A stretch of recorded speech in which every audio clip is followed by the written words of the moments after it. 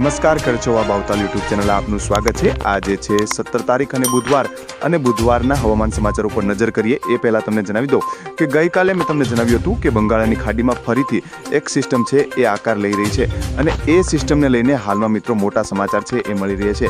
એ system મિત્રો ફરીથી ગુજરાત ઉપર આવશે એવો હાલમાં વેધર ડેટા છે એ બતાવી રહ્યા છે। અહીંયા તમે જોઈ શકો છો 27 તારીખના રોજ, 28 તારીખના રોજ અને 29 તારીખના રોજ આ સિસ્ટમ છે એ ધીમે ધીમે આગળ વધી રહી છે।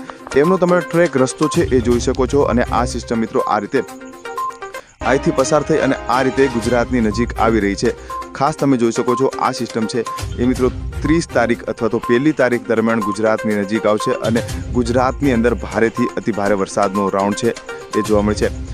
ખાસ આપણે જણાવી દઉં કે 30 સપ્ટેમ્બર અથવા તો 1 ઓક્ટોબર દરમિયાન ગુજરાતની નજીક છે એ મિત્રો આ સિસ્ટમ આવવાની છે। લો પ્રેશર સિસ્ટમ આવવાની છે।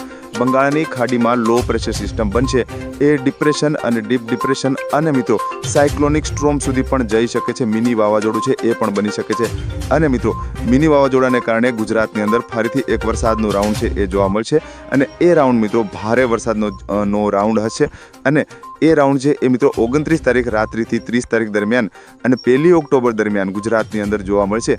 1 ઓક્ટોબરથી એ વરસાદનો રાઉન્ડ ચાલુ થશે અને ત્યાર પછી હાલમાં જે રીતે સિસ્ટમ બતાવી રહ્યા છે, મોડલો અપડેટ થઈ રહ્યા છે એ પ્રમાણે ગુજરાતની અંદર વરસાદનો એક ભારે રાઉન્ડ છે એ જોવા મળશે। પરંતુ ખાસ આપણે માહિતી જણાવવાની કે આ થોડુંક વધારે આગોતરું છે એટલે આની અંદર ફેરફાર થઈ શકે છે, પરંતુ એટલો બધો ફેરફાર નહીં થાય અને ગુજરાતની અંદર ઓક્ટોબર મહિનાની શરૂઆતમાં વરસાદનો રાઉન્ડ આવવાની શક્યતા છે એ હાલમાં દેખાઈ રહી છે। મિત્રો એ રાઉન્ડ પહેલા ગુજરાતની અંદર કેવો વરસાદ પડશે એમની માહિતી તમને જણાવી દઉં તો મિત્રો આજે 17 તારીખ છે, આજે પણ જે ગુજરાતની અંદર છૂટાછવાયા વિસ્તારોની અંદર સામાન્ય હળવા ઝાપટા જોવા મળશે। ત્યાર પછી મિત્રો આજે 17 તારીખે રાત્રિથી ગુજરાતની અંદર વરસાદના વિસ્તારોની અંદર વધારો થશે, કેમ કે મિત્રો ભારતના જે ભાગો છે ખાસ કરીને દક્ષિણ, પૂર્વ અને પશ્ચિમ સાઈડના જે ભાગો છે એ ભાગોની અંદર મિત્રો હાલમાં ચોમાસું છે એ ફૂલ એક્ટિવ મોડની અંદર છે, તમે અહીંયા જોઈ શકો છો। અને ગઈકાલે પણ મિત્રો ભારતના એ તમામ ભાગોની અંદર વરસાદ છે એ નોંધાયો હતો, એટલે ભારતના આ તમામ ભાગોની અંદર ચોમાસું છે એ એક્ટિવ છે। જ્યારે ભારતના આ ભાગો છે રાજસ્થાન અને કચ્છ અને ઉત્તર ગુજરાતની અંદર બનાસકાંઠાના વિસ્તારો છે એ વિસ્તારો ઉપર મિત્રો હાલમાં એક એન્ટી સાયક્લોન બનેલું છે, ત્યાં તમે જોઈ શકો છો। તો આ હતા મુખ્ય હવામાન સમાચાર।